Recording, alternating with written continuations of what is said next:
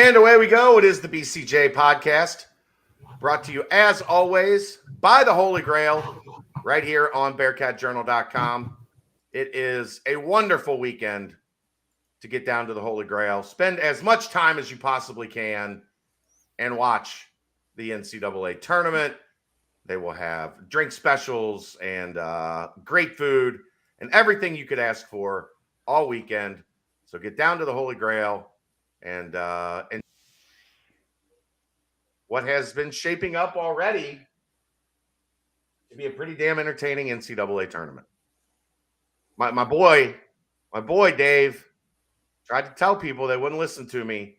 Tried to tell coaches around the country about Caden Pierce, and he has been a key cog in Princeton. And they held Arizona to 55, 53, 55 points, whatever it was. That's pretty damn impressive. And Princeton moves on. So congratulations to the Pierce family. As I said on Twitter, no one in the history of mankind has married out of his league more than Greg Pierce. Maybe the Big 12 should invite Princeton. Maybe. Yeah, now I saw everybody, the Big 12 crowd joking like, maybe we're all right on Arizona. I mean, they probably wish the game was on Pac-12 Network. Nobody would have seen it. Much like almost the entire Pac-12 tournament. Yes. But I digress. How's any wagers today? If you had any action, how have you been doing on day one? I know you've had some kind of action today. No, I have been. I quit cold turkey a couple weeks ago. I withdrew all my winnings and said we're gonna ramp back up when football comes back around, or golf majors. So no, I've been just enjoying. I didn't fill out a bracket. I have not placed any wagers on any games. I'm just enjoying the madness, if you will. Just enjoying it for to its fullest, with no things going on around me. When do your boys tip off tonight? 9:40. So we got to get moving. Yeah, I don't think we've got 100 minutes of conversation tonight. No, probably not. But no. Big Furman fan. They're my dad's customer, so he's down there quite often. So it's nice to see them get the dub. I was pulling for Charleston. I had them in my knockout pool with some buddies. But nice. Other than that, didn't go well for you. No, but you can buy back in after today or tomorrow. So I'm taking Fairleigh Dickinson tomorrow over Purdue. Yeah, just gonna light $15 on fire if they lose, but it'll be fun when they win because Purdue is not that good.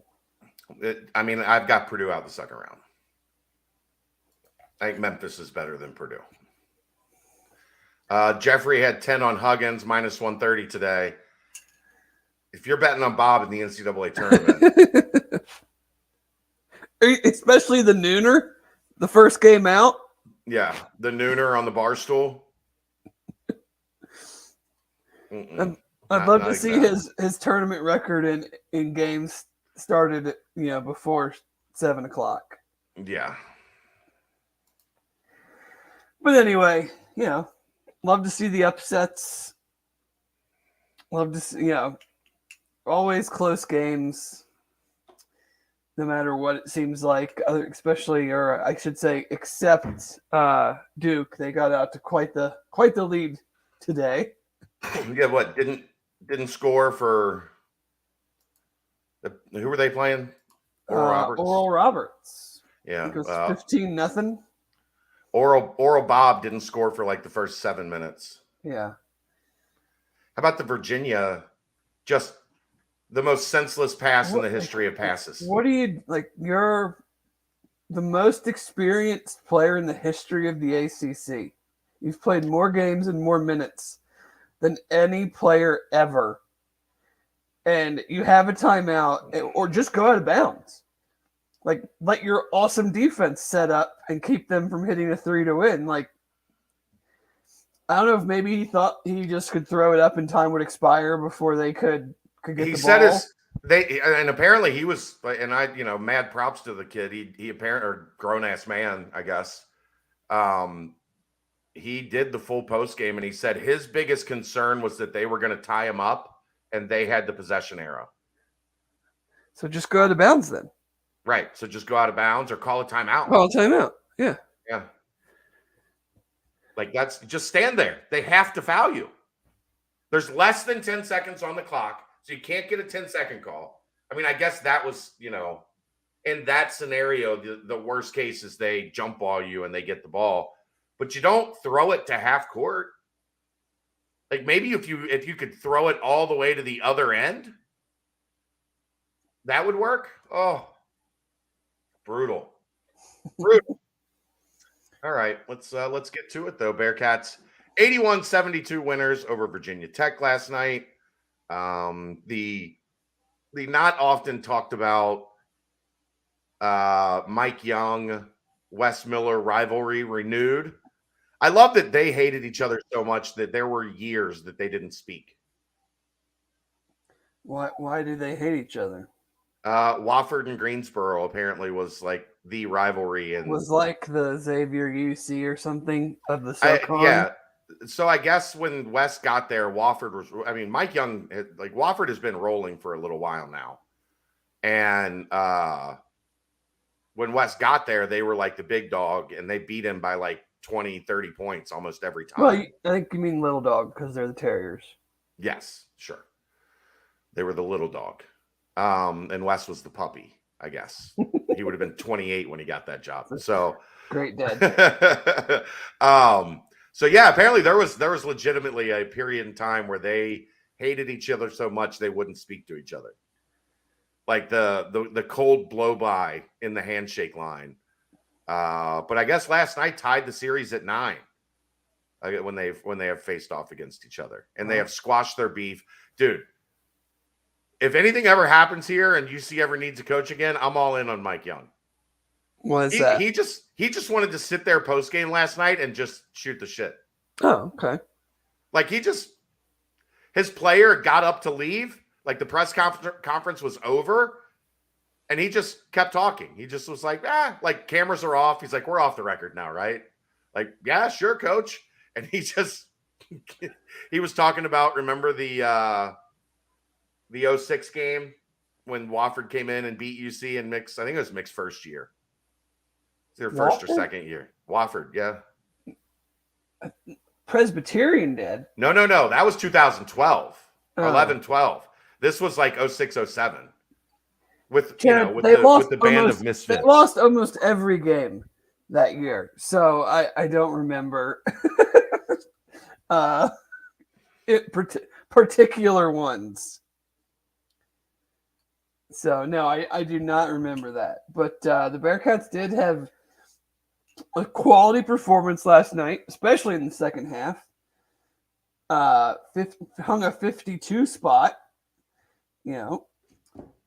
Good from the line, 17 of 20, minimal turnovers, did a great job on the glass. Efficient from 3. I'm not sure how dedicated to the defensive end Virginia Tech is. And when they were like 130. When you run the offense that they run, if you're not kind of clicking, it's tough to build leads or to sustain momentum if you're doing a lot of pick and pop with your big guy. Yeah. But I mean, they obviously still have some talent. I mean, they're in the ACC. They had they had a really like fluctuating year. It seemed like where they. Well, they had one of their main guys got hurt. Got some good wins, but then went on like a really long losing streak, and one of their main guys got hurt in January during that losing streak, and they were Couture. Yeah, they were apparently out of sorts until they got him back. No, it's a young team for the most part. They play a lot of young guys, and I liked the way they played. It was a fun game. It seemed like it. It seemed good energy. Landers with a double-double. Dave, another Almost a quality triple-double. 7 assists, no turnovers. 6 rebounds, 20-plus So, points. yeah, I mean, you got good contributions from a lot of guys, and especially the fact like they did not shoot it very well in the second half or in the first half at all. And then that's the thing with the tournament, man. You from half to half, or if you have the ability to get hot from outside, you can go from a 29-point half to a 52-point half, and make a run at the needed time. And I know it's not the tournament, but I don't the NCAA tournament. I don't want to downgrade it, but I mean, like, you've already had several of the seeded teams lose. You've had 2 of the number 1 seeds already lose. Like, why? Yes, you got to go on the road. You got to play a good team coached by, I don't know how many people know, Speedy Claxton. Hofstra, great NBA, long-time NBA career. Why can't they string 3 or 4 together? Yeah, I mean, I don't know. They're going to have as much talent as anybody they face in these next 2 games. What's the other one? Utah. Well, I don't even know. Grand Canyon. Grand Canyon and Colorado. No, Grand Canyon's in the NCAA tournament. You're talking about Utah Valley. Yeah, I guess. I have no idea. I hardly know who's in what region in the NCAA tournament, let alone who they would play after Hofstra. I don't have the top right bracket memorized. You're asking. You're asking quite a bit. Utah Valley went into the pit and beat New Mexico.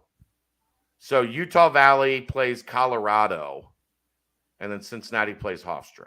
Yeah, I mean, Colorado's not a offensively elite team. I've seen them play UCLA a couple times and barely get to 50.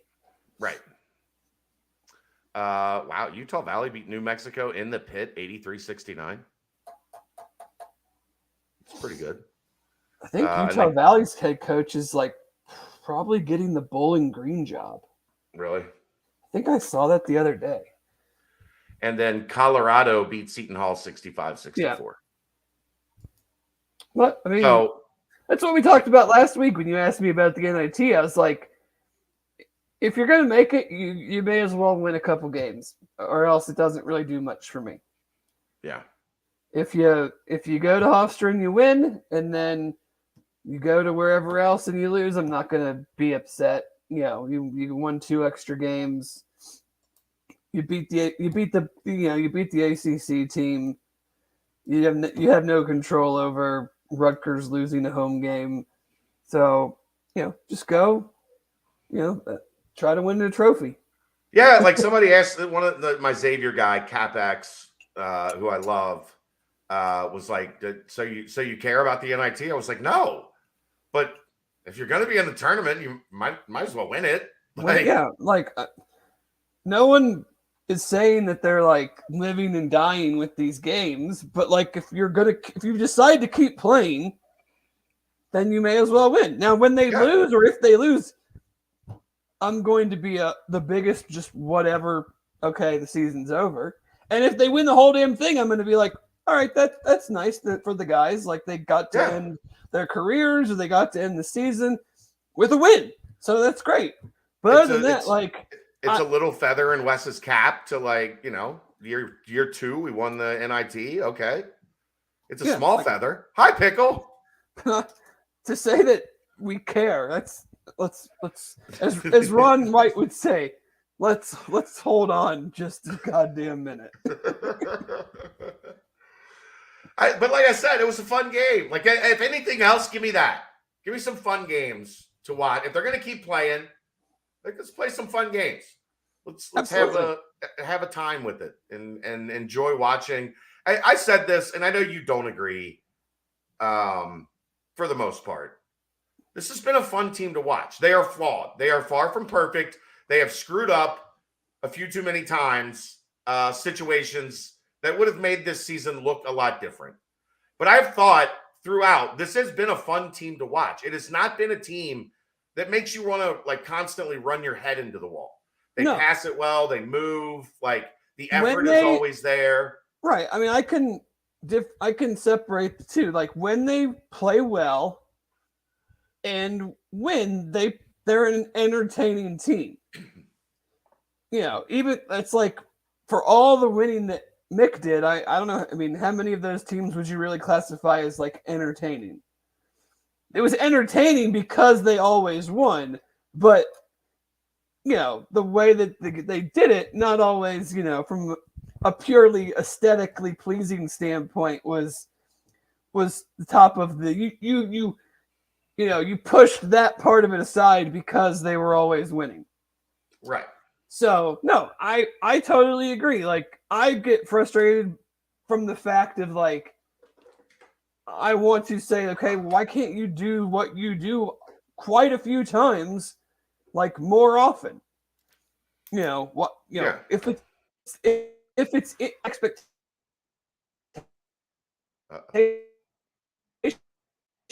Uh-oh.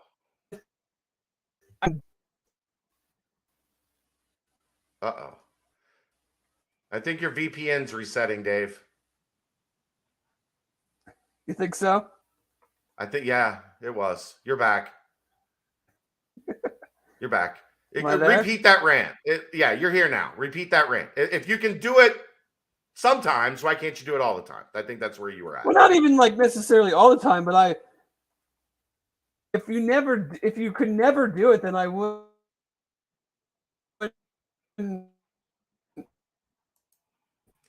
Like, I think it happened at the exact same spot. Did it every?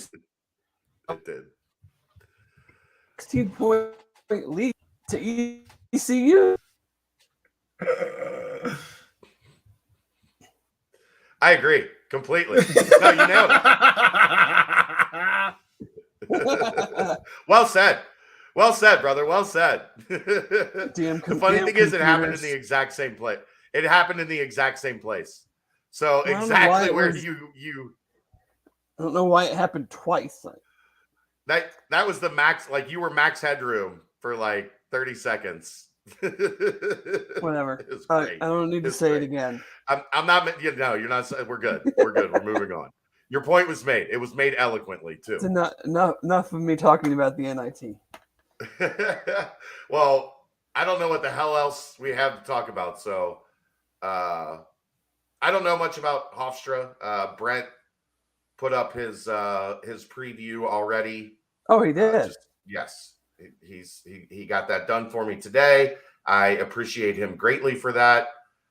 It is up, so it's free for you to check out. But yeah, I mean, I don't know. A couple things. The energy last night. What's your take on the miscreants from the upper bowl getting lower bowl seats and creating a great environment? Don't get used to it, you peasants. Get back up where you belong. It's better than what Aaron said last night. What did he say? He said it's going to be better when everybody that owns all those seats in the lower bowl dies. No, because they'll just be the next group of older people that will take them over. That's what I tried to explain. That's what I said on the radio. It's not like all of them stop going to games at the same time, and no one in between 50 and 70 is there to take those tickets. Look, when you're 20, you're in the student section. When you're 25, you're in the rafters because that's what you can afford. And then when you're 35, you've moved down into the lower part of the upper deck. And then when you're 45, you're in the top part of the bottom deck. And then when you're in your 50s and 60s and 70s, you get the good seats at the bottom. That's how this works. I'm like 10 years behind. If you want to sit down, that should be your incentive to strive for greatness in your line of work. This is his line of work, so. Well, I'm not speaking to Aaron. I'm speaking to Look, I could sit closer, but A would involve me living closer, and B would involve me staying sober at the games. I'm just speaking in general terms. I'm not, Yes, I know. taking Just- shots at anybody. Believe me. To sit in the media section, that's what that Yeah. would take for me. Those are the best seats. They're free. And you get food. There you go. It's not good food, but it's food. Yeah, they're not And giving. drinks. They're not wasting the good food on you guys. No, trust me, they are not. I can assure you of that. Yeah, it's. I do think it would be cool. It's part of the deal, man. Like everybody has to make a decision on what they're comfortable doing. And yes, you're an old, typically someone that is older has more disposable income to afford that, and they also have more disposable income to donate on top of the tickets, and that's the bigger part than just being able to. Yeah, that's your sit donor down base. there. That's Yeah, your donor base. So, but yes, it's it's not anything different than anywhere else, I'm sure. Some of the things brought up today, I think, are interesting. Do you think there's any way they could designate, and maybe you do it around Christmas, maybe that game sometimes they play in between Christmas and New Year's, where there aren't season tickets, where it is just first come, first serve, open opportunity, because that game every year when it's been played has been poorly attended, or the game right before Christmas. And you say, okay, here's one chance a year for everybody to not general admission. It's not the right word, but there aren't season tickets. And here's like they did last night. It's $38 to sit here. It's $45 to sit there. It's $22 to sit here. And you just sell the arena like that for one game, so that it's an open experience once a year for everybody to be able to do that. Would you be okay with that? Sure. And basically, you just have to take a game out of the pricing, right? But I mean, I'm not the one that has to figure out the pricing, and we're dealing with all the season ticket holders, and yeah. So I don't know. Do you think maybe there needs to be? This is the other thing, the other topic of conversation I saw a lot today. A better system for tickets that aren't going to be used to either be sold or just repurposed. A lot of people feel that, or some people, I don't want to say, but some people feel that one of the reasons the lower bowl is a little low energy is there are often swaths of seats unused, which I guess are generally like a company buys 8 seats, and some days they'll just forget to use them. I mean, but what are you going to do? Like, what are you going to do then? How do you get around that if, like, you had plans to bring a client or clients, and then all of a sudden that something happened? Like, you're not. Where are you going to all of a sudden be able to? I mean, I guess you build your own system of how, like, hey, seat upgrades. If you have a window at Fifth Third Arena, or a little booth at Fifth Third Arena that's like, all right, these aren't being used tonight. For $5 a ticket, you can upgrade into these seats in the lower bowl that aren't being used tonight. How do you know they're not being used, though? Well, they would have to contact you and be like, hey, I'm not going to be able to use my tickets. You know where that would be on my priority list of things to do. But if you actually stick with it, I think there would be a chance that it would be something that people were like, hey, can't go tonight. Here, call UC. They'll repurpose the tickets. Sure. Now, the obvious thing is, Dave, the Big 12 starts next year. Enthusiasm in Fifth Third Arena is no longer going to be a problem. I would hope not. If it is, they're getting their ass kicked. Like, and I know the tried and true, like, you should go to watch your team. It shouldn't matter who they're playing. And I get that for football when it's 6 Saturdays or 7 Saturdays a year. For basketball, I mean, I'll be honest, like, could I have still had season tickets these last couple of years? Probably. But, like, was I really going to do that for Tuesday night at 9 o'clock against Tulsa? Right. No, would I be more inclined to do Tuesday night at 9:00 against anybody basically in the Big 12? Right. Anybody but UCF and maybe BYU. Probably. So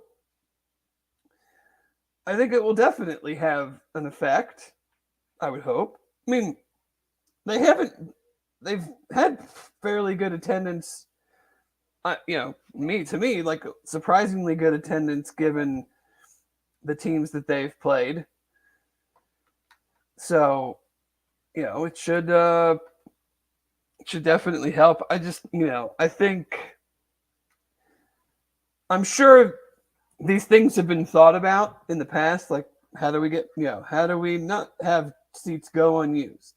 Like, because that's the thing you don't want to happen regardless of who you're playing is. But at the same time, those tickets have already been purchased. So it's not like they're losing money. Right.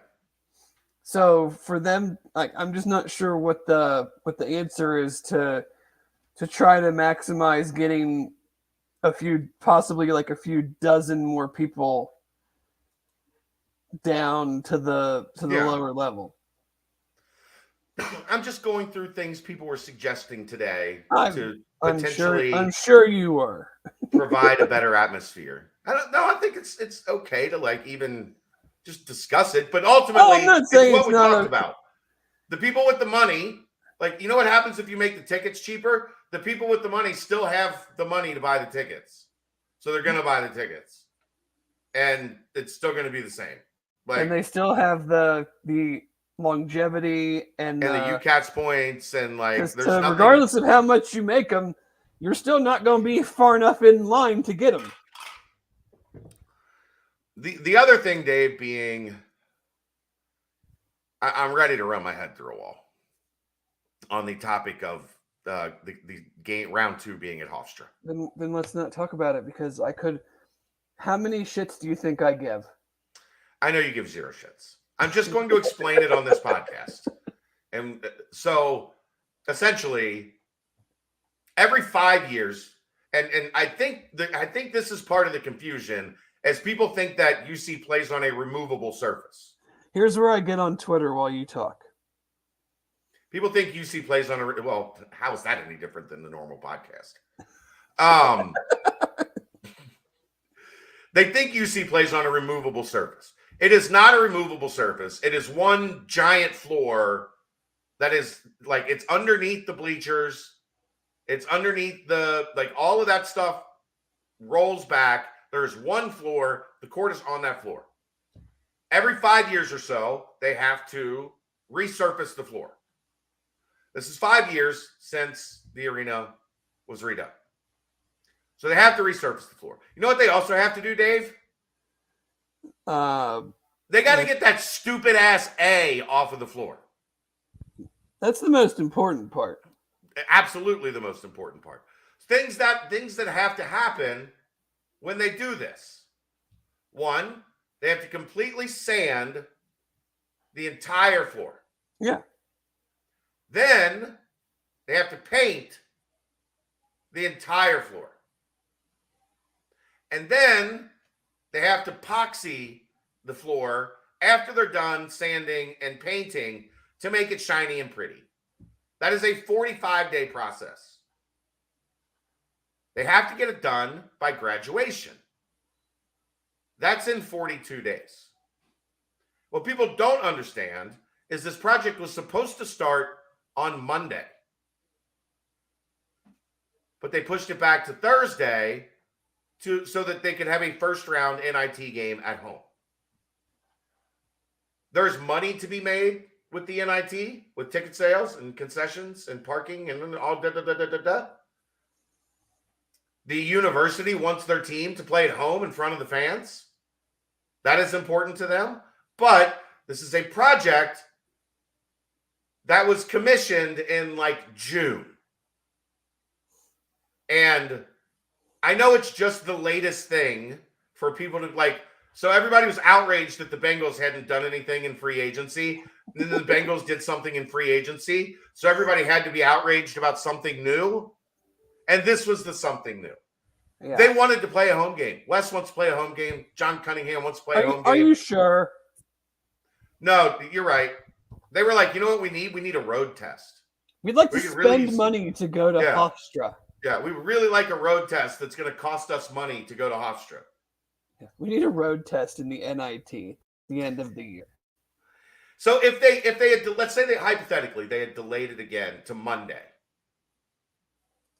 Now you're talking 39 days to do a 45-day project.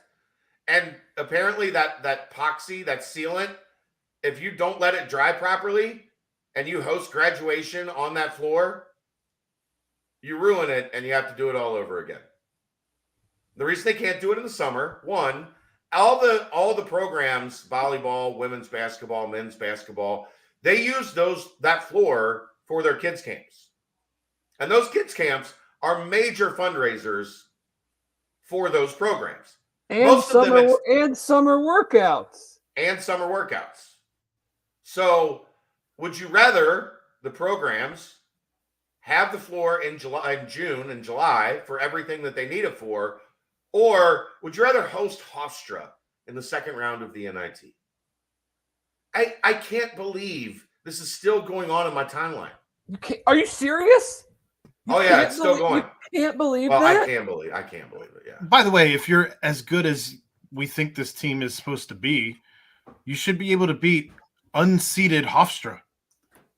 They didn't have one of the top 4 seeds in any bracket. They were unseeded and beat 1 seed Rutgers. You should be just fine if you're as good as we think you are. Regardless of where the game is. Correct. Yeah, it's just such a non-thing to me. Like, you set these things up for the off season of both of your basketball programs, your volleyball program, anybody that needs to use the gym over the summer, you get it done as soon as the season's over. And so that you can make sure that, as you said, it's ready. It's in good enough condition to host graduation. It's in good enough condition to have all the teams use it.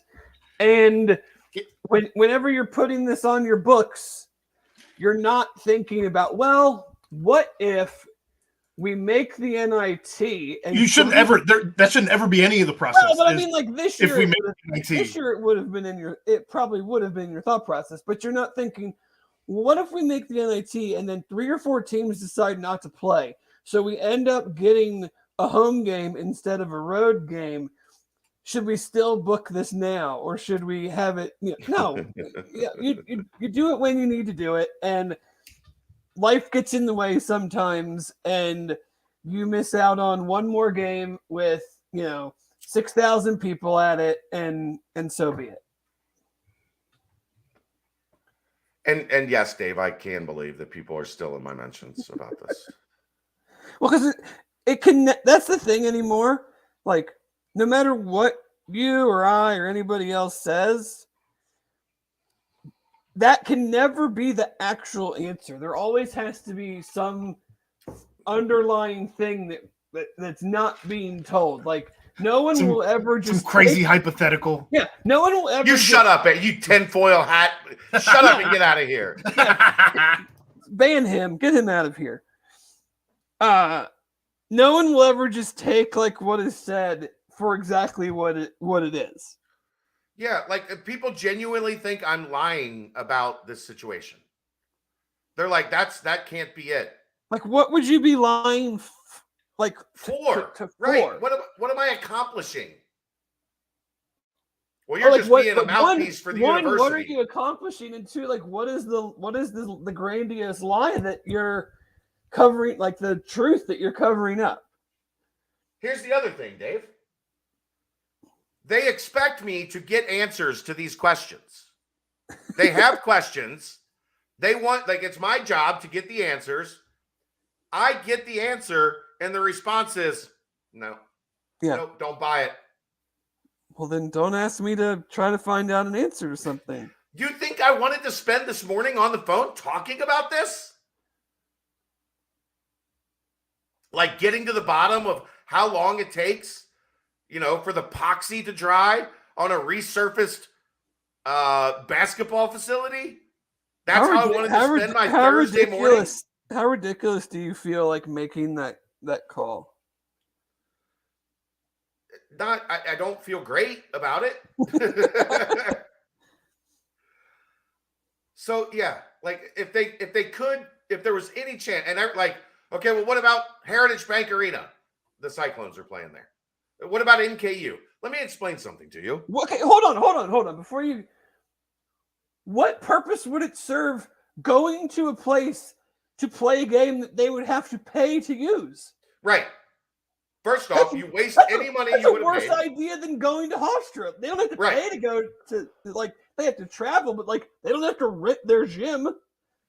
Also, Dave, that took like 9 months to get that contract with NKU to play that season there. And guess what?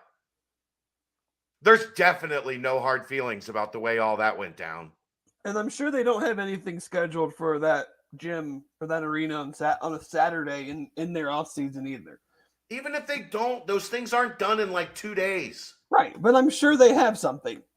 Hey, can you get staffing and concessions and people to run parking and police and everything in order in 2 days so we can play Hofstra at your gym? But Chad, you sound like a mouthpiece for the university. And you know, I guess I do. Like I don't just think because he is. That's I don't know, Dave. I was told earlier this week that the university, everybody hates me and won't talk to me because I'm an asshole. Which I've never denied being an asshole. Let's just get that out funny. there. So yeah, look, guys, I promise if there was any way they could have played this game here, it would have been played here. But they made plans, and those plans started today. I've got a picture of the floor and the giant sander that is on it already sanding at like 9 o'clock this morning. Because why? Because they're already 3 days late on when they were supposed to start. People should just be happy because they're getting that stupid ass A off the floor as quickly and they're as putting possible. the B and the X and the II on there. Like, this is all a necessary part of the process. It's not a football field where you just cut out the piece of carpet that has the logo and go about your day.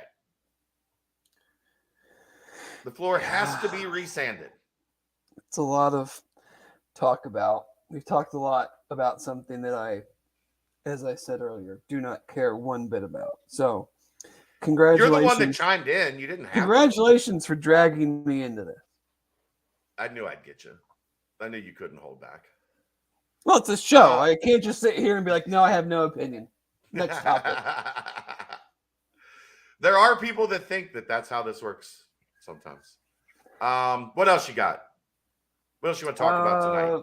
Let's see. Should we talk about the Big 12 NFL Pro Day partnership?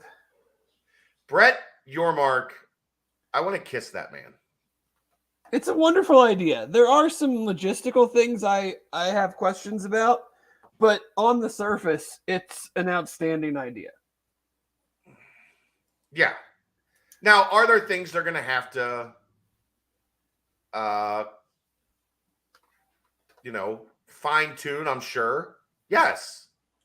Like, I was talking to somebody. Here's what they seem to be doing really well. They're doing like a fan event.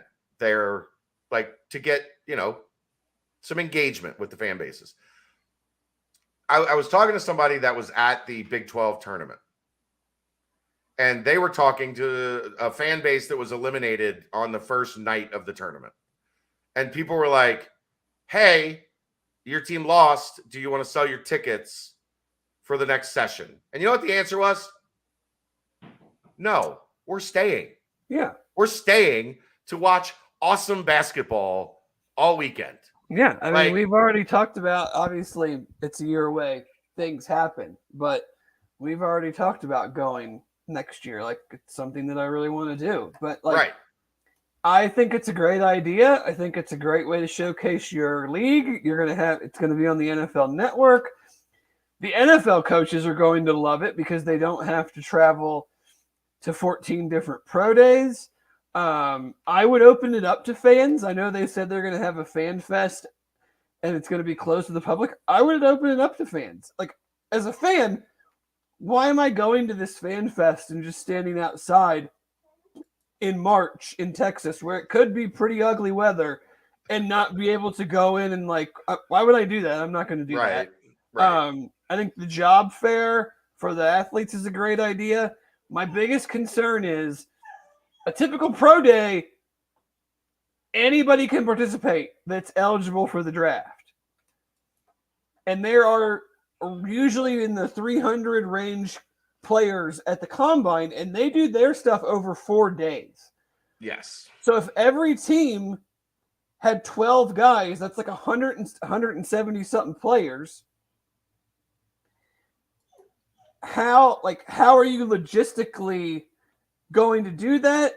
Because then you only get, because you can't limit it to just the guys that got invited to the combine, because that's not what a pro day is. So are you limiting it on who can attend from each school? If that's the case, I'm not sure I love that. It's just, there's that part of it. I'm not, they're obviously not giving that out publicly yet, but your bigger programs that have, like look at last year's pro day for UC. They had the 9 guys that got invited to the combine, but there were probably another 5 or 6, 8 guys that that worked out. Joel DeBlanco, worked out. There were some guys from the previous year because of COVID. There's guys from the previous year. Sometimes there's local guys from other schools that want to come to your pro day because there's going to be way more coaches there than, the pro day that they're at. So how does that work? Like, can you do that all in one day? Can all those coaches see who they need to see if you have like tons of different stations for players? Like, it's very easy for the combine because you have position groups, couple each day. Like, are you gonna have every position group going the same day at the same time? Like, what would you think maybe if they did like offense on one day and defense on another? I mean, it would make sense to do something like that. I think it's just going to be hard to do it all in one day in one facility. Yeah. There's just not enough time, and that's not fair to the players. Like, that's become the big thing of why a lot of the players at the combine don't do some of the testing anymore. Hardly anybody does the 3-cone and the short shuttle because they've been up since 6:00 in the morning. They do all their testing or all their jumps, all their runs, all their position work, and then you want them to go do a 3-cone and a short shuttle, and they're like, "No, I'm exhausted. Like, I'm not putting myself out there when I'm dead tired to put a number down that probably won't be very good." Yeah. But on the surface, it's just another thing that they're doing to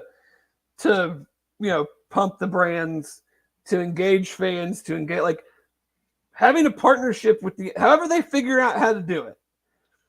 Having a partnership with the NFL, because the NFL will push their people to be there, and having it on NFL Network, who televises pro days, but like very few. Either you have an elite player, or we saw last year, UC got some attention on their pro day because they had a projected top 5 pick, a high-profile and the number 2 quarterback. Yeah, a high-profile quarterback. They had just gone to the playoff.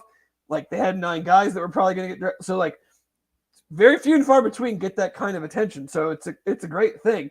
There's just some kind of logistical stuff that I'll be interested to see how they do it. And, does that end up hurting the guys actually participating, and they have to kind of revamp it if they go about doing a second year? I think it's an insane idea for the smaller leagues. They should have been doing this a long time ago. Yeah. Like, the AAC should have been doing it. The MAC should do it somewhere in Ohio. Like, how great would that be for MAC schools to bring everybody into Ohio and do that for all of their teams? Because, like, just pick whatever program has the best indoor facility. Miami, Ohio has a great one. Right. Like, I mean, how many guys are Western Michigan, Eastern Michigan, and Ball State, and Northern Illinois, like how many of them are, having draftable players every year? It would make total sense to get them all in one location. Right. It's creative. That's Brett Yormark is not going to like. I think we talked about it when he got hired, that this guy's not going to leave any marketing stone unturned because that's who he is and that's his background. Seeing it in action I think personally, he's going to change the game for the way a conference commissioner is expected to operate.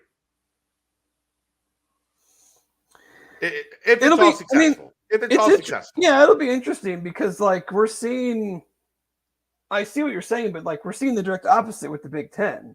Like they had that kind of, not to the extent that Yormark has taken it, but they had a guy like that in the sense of coming from more of a business world, coming from the NFL. Yeah, no, I'm not talking business. I'm talking marketing.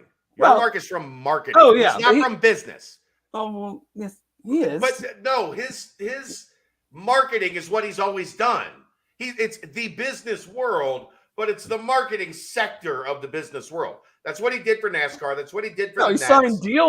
He signed contracts for NASCAR. But it was marketing, like the sponsorship, the Nextel deal.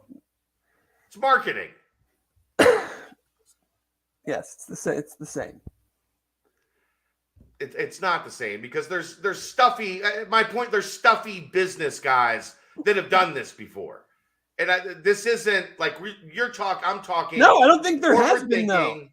There hasn't been. It's always been you were an AD at a smaller school, and then you became an AD at a bigger school, and then you became the conference commissioner. Like the Pac-12 tried it with Larry Scott. That failed miserably. The Big 12 is trying it with him. It seems to be going well so far. The Big 10 tried it with Kevin Warren. That had, obviously he got UCLA and USC, so it wasn't a total failure, but he totally bumbled the COVID year and canceling the season and then uncanceling the season, and that really pissed off a lot of people in the Big 10. I think way more than his push for expansion. I think that bothered them more because it made them all look like idiots when everybody else said they were going to play and they said they weren't, and then they came around and said, wait a second, yeah, we are. So I think that was a bigger issue for them with him. But but now they feel like they're going back to that tried and true AD to conference commissioner thing. And we'll see what ends up happening with the Pac-12. They've kind of done this route 2 times in a row.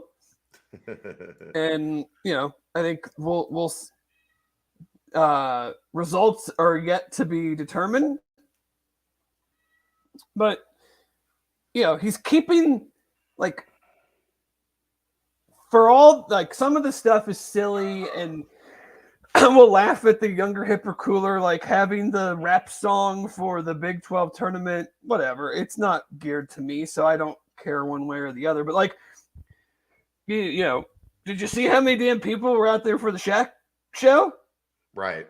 And Shaq's not this, he's not a DJ of, world renowned in the DJ community. He's a fun. He kind of is. He's made a name for himself in the DJ community. He has, because he had a name for himself before that. Yeah, because he's Shaq, but he books events as a DJ now. Pretty big. Yes.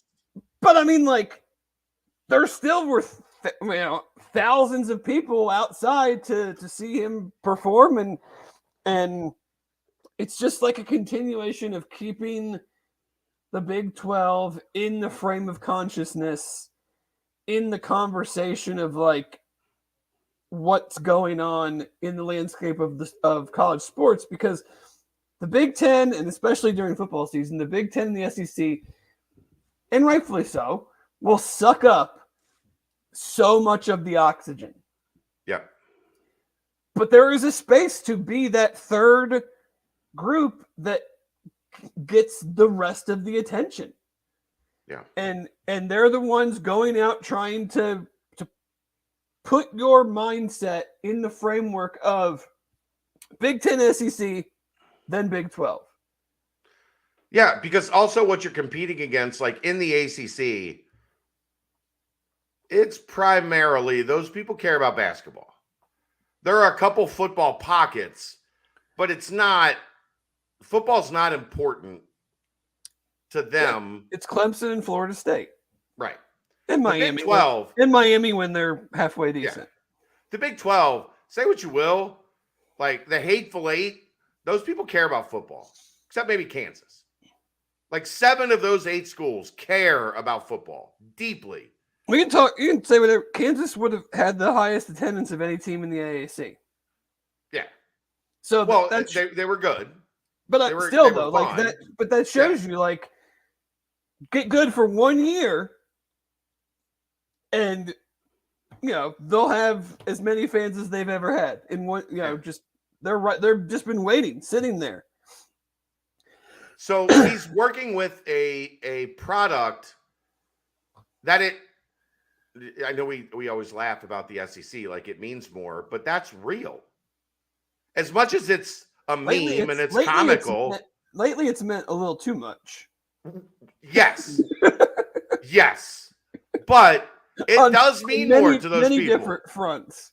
It means more to those people than it does anywhere else. And in the Big 12, you're talking about football crazy. Like Texas is the epicenter of the Big 12.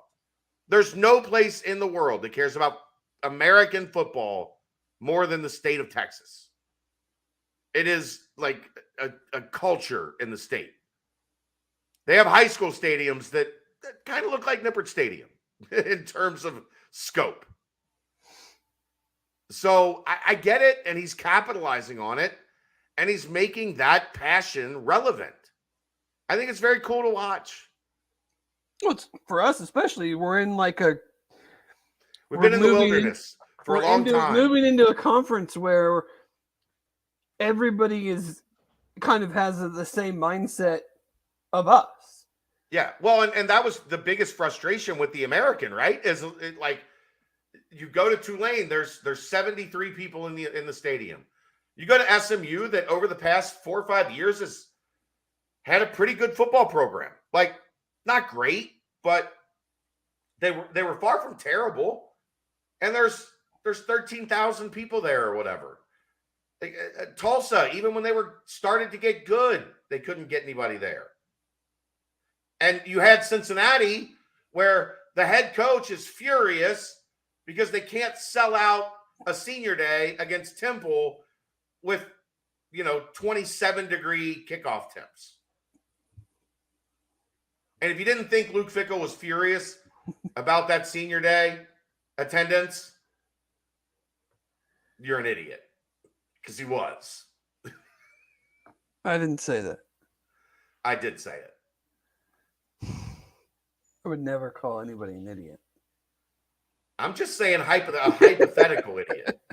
I'm not saying anyone specifically is an idiot. You're just a hypothetical idiot. If you didn't think the head coach looked at his 11-win team's attendance for senior day, and there were giant sections of the stadium that were dressed as bleachers. Yes. Or at least one who exudes, the classifications of one who has idiocy. Yes, idiocy. Maybe not an idiot, but idiocy. Characteristics. Idiotic tendencies. In the Big 12, they care. They sell out senior day if their team's 4-6. 5-6, whatever. Like, I don't know. It's just it's different. And it's one of simple thought. There you go, Lambig. I should have you on the PR team. I'm bad at it. If I think somebody's an idiot, I call them an idiot. Apparently that doesn't go over well in today's society. That makes me a bad person, Dave. Yes. Well, bad person. That's not the only thing. So makes me a lot of things. I'm a lot of things. It's all good. It is what it is. Yeah. So I think it's very cool. I'm excited to see it. I guess that's the ultimate thing. it'll be a 1-year trial, a test run, and then we'll see if they feel like down the road it's feasible to adapt and adjust and make it something different, long term. Yeah. I mean, there's gonna be fails, but I appreciate the effort and the old adage, you can't make an omelet without cracking some eggs. Like, not every one of these ideas is gonna be a home run. Right. Like, and I'm sure there'll be times when maybe 5 years from now we'll look back and go, do you remember that time your Mark did this and how ridiculous it was? And like, Yeah. It happens. But if you're aggressive and if you're always trying to evolve and always trying to progress, like, you're going to hit some home runs too. Yes. And absolutely. So, the AAC was never in a position to even attempt these things, and that's not their fault. Like, so I'm not saying that it's like a lost opportunity from the AAC standpoint, but like, it's just nice. How many AAC teams had an indoor facility? I can't imagine it was many. Well, I just mean like trying to do any of these things. I know. I'm just being an asshole. I'm sorry. It's all right. It's hard. It's hard. It's hard getting up at 9:00 for a 12:15 tip against the team. Okay. I saw this stat today that Bob, lost to Maryland.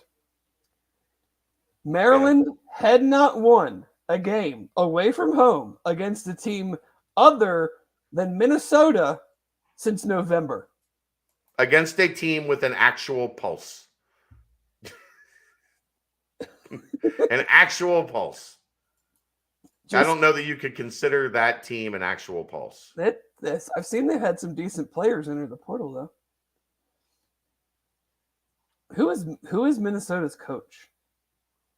I don't know. I don't know either. They're like the Big Ten. Isn't it the They're like the Big Ten Tulsa. No, it's the guy. Isn't it the former Xavier assistant? I don't know. Jonas Hayes, isn't it? It's No, he's at Georgia State. Dante Jackson. No. It's Ben Johnson. Oh. He was an assistant at Xavier. Was on Steele's first staff. I don't know him. And then when they fired Little Richard, they hired Ben Johnson from X. And it's not going great for them. I guess not. Yeah. But no, I think I'm hoping lots of people can go to the Big 12 tournament next year. Like that's going to bring in, old Big East days. Even growing up as a kid, I went to I think I was in 5th grade. I went to the first Great Midwest tournament in Chicago. We used to go to a bunch of the conference tournaments. I went to Memphis several times, St. Louis, Milwaukee, and those were actually really well attended, fun events. Yeah. Except the one year we went to Memphis and UC played at 11 o'clock in the morning against South Florida and lost. So that made the rest of the week not awesome. But not awesome. And those teams, it's not that big of a difference from the crappy AAC. And you can't even get more than 250 Houston fans to drive a couple hours to watch the number one team in the country play. Right. So it will be a fun thing for whoever is able to go, regardless of how many games UC wins.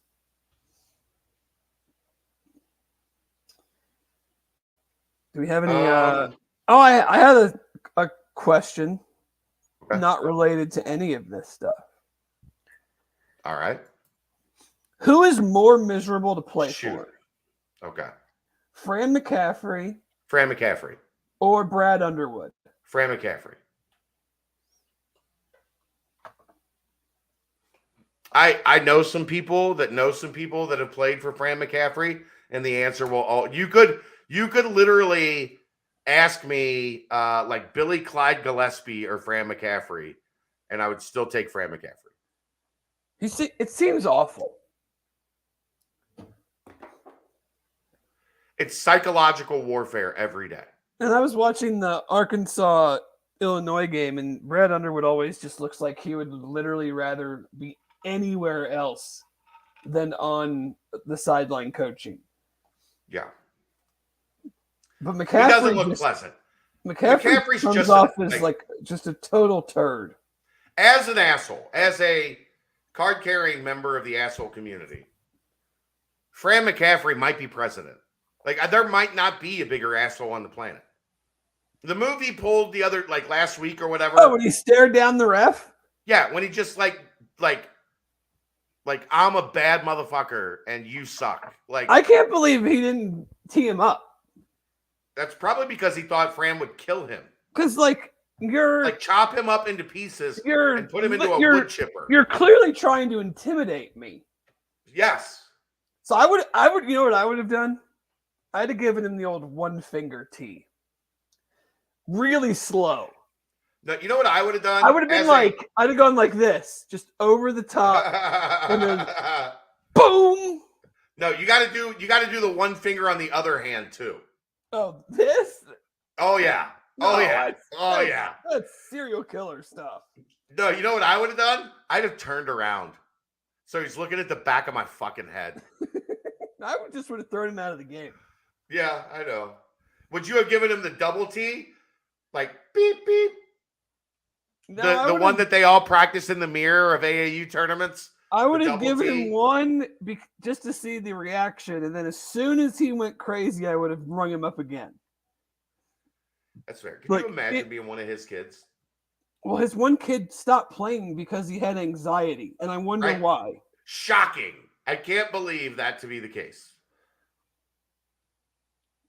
Yeah. I don't know. I'm new into this. Like, I'm really getting my first foray into like the sports parenting thing.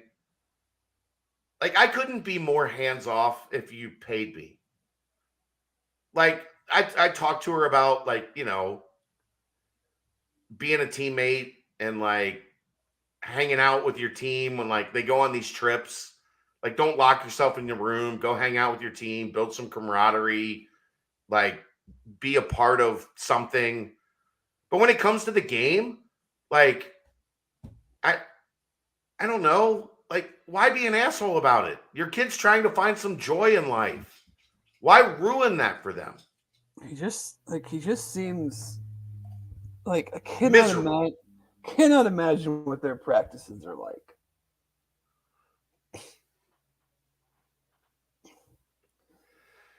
Thank you, Steven. Amidst all the madness today, we got round 2 of Trayvon Scott versus Gary Clark. Trey went for 22, 11, and 6 in the win. Gary 13, 7, and 5. Boy, I tell you, that has to feel as good for Trey Scott as anything.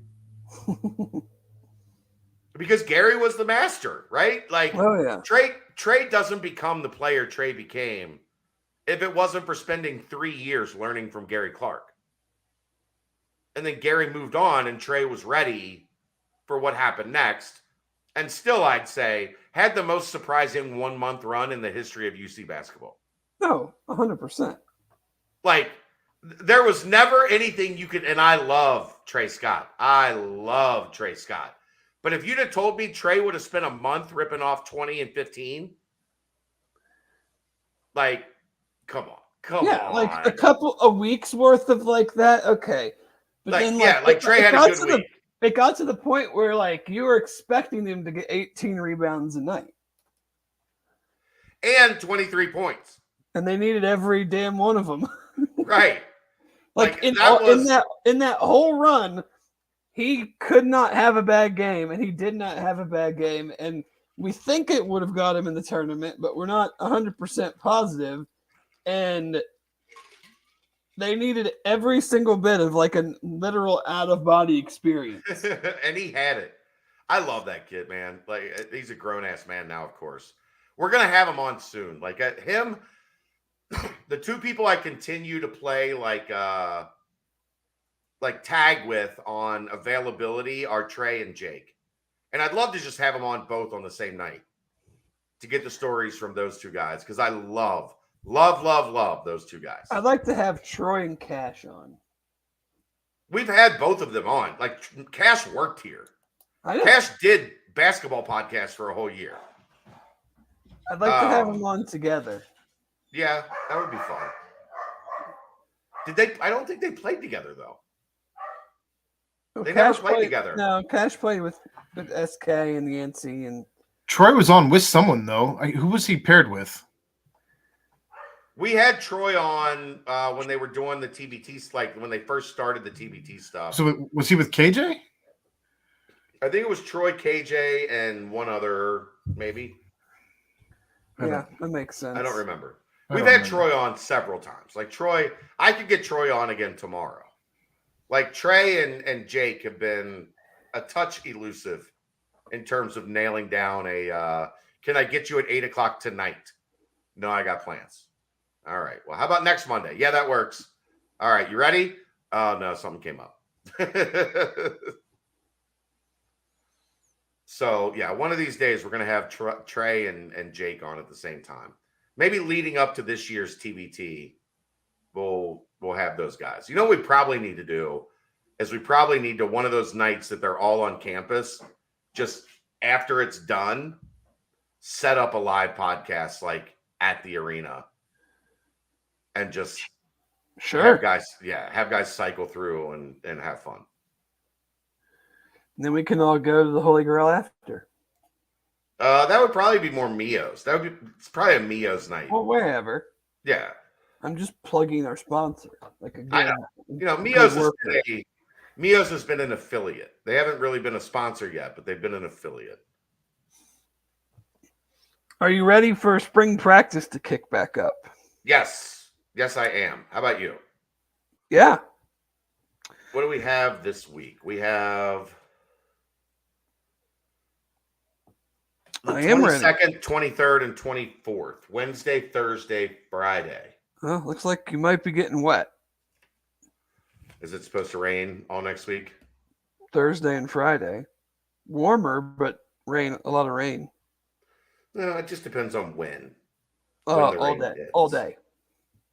Yeah. I mean, it's a week away. I'll believe it. Right. Exactly. Yes. Yes, of course.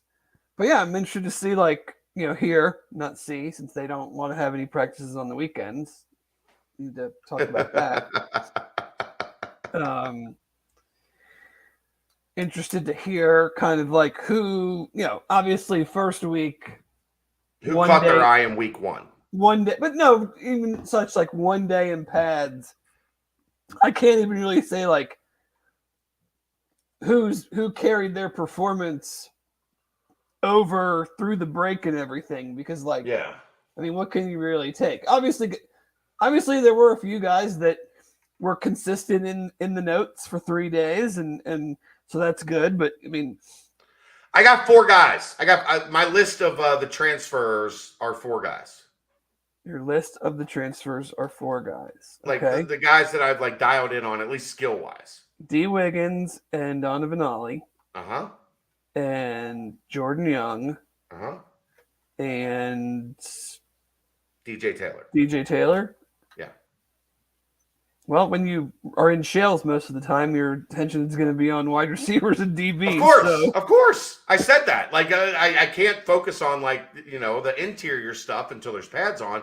So you focus on the exterior stuff, and those 4 guys all look the part. I'd be more worried if I was focused on the exterior stuff, and those 4 guys didn't really show anything. Yeah, nobody jumped out at all. Yeah, those 4 guys were like, okay, like these dudes look like they can play. Again, you know my scouting philosophy, Dave. Find the guys that look different. Find the guys that look better than the other guys. It's not a hard scouting philosophy. Now, we have learned over the years, especially a certain 4-year period, that sometimes it just means that these guys suck less than the other guys. But ultimately, if you're standing out continuously, Right. okay, you've caught my attention. Let's see if you can do it with consistency and kind of be one of those guys that's in the notes every day. Right. Because like that's where the Tyler Scott stuff came from when he was young. He was consistently in the notes every day. Like you had to talk about him because he forced me to keep writing about him every day. So I kept saying, look, of all these young guys, I think Tyler Scott's going to be a dude because every day he does stuff that's like, there's Tyler Scott again. I like where that's coming from. We'll see which of those guys continue to climb up that list. Pro Day should be interesting too. If the weather sucks. They're inside. Where are they doing it? In the Bengals. Oh, they are. Yeah. Oh, that's good. If you want to come, you can, but you're probably going to have to take a day off work. Yeah, that's not happening right now. I don't need to see guys run around. Okay. I'm just telling you. If you want to come, I can get you a credential, but it's not. It's I don't mean to be that way, but I think it's going to be. We're going to be there early. I don't think it will be as well attended as last year. No, probably not. But it's going to be there early, and then we'll have to head back to campus for spring practice that afternoon. Yeah. So, all right. That's about all I got. You got anything else? No. I'm heading to Columbus tomorrow to watch the Michigan State Spartans There you go. take on the losers that recruited Isaiah Collier. What time's that one? 12:15. It's an early one. You got dinner plans? You guys staying up there? No, we're coming right back. Okay, so just popping up for the Michigan State game. Yep. You'll be home. Are you staying for the second game? I doubt it. What's the second game? Marquette in Vermont. Go Vermont. So, I don't really feel like waiting 30 minutes to watch Marquette beat the dog shit out of Vermont. So, no, we're going to come back and go out and watch games and all right. Go to my parents and drink wine and whatever. Well, you have a great day tomorrow, Dave. Hey, we're going to try. As long as the Vols get a win tonight, Michigan State gets a win tomorrow, Bearcats get a win on Saturday. We'll find out when they play in the Elite Eight, potentially. If they win, is that the NIT Elite Eight? Yeah. One win away from Vegas. We going to go to Vegas? No, because I'm going to Vegas in April. So I doubt I can pull off the double Vegas trip. in like a 21-day span. I doubt I can pull off the I'm going to Vegas. Everyone else keep an eye on Kelly. Yeah. Are you paying me to go to Vegas? I mean, if I go, I mean, all you just a plane ticket, and I've already got the hotel room. Plane tickets are insanely expensive right now to Vegas. Really? You have no idea. I'm not going to cheap for a long time. If they were, they certainly aren't anymore. I'll tell you off air what I'm paying. Okay, well then I'm not going to Vegas for the NIT Final Four. I'll tell you that now. All right, great show, Dave. Thanks. It was a short one, but it is what it is. Rocket Truth coming up next, right on this channel here in a couple minutes. It's the BCJ podcast brought to you by the Holy Grail, right here on BearcatJournal.com.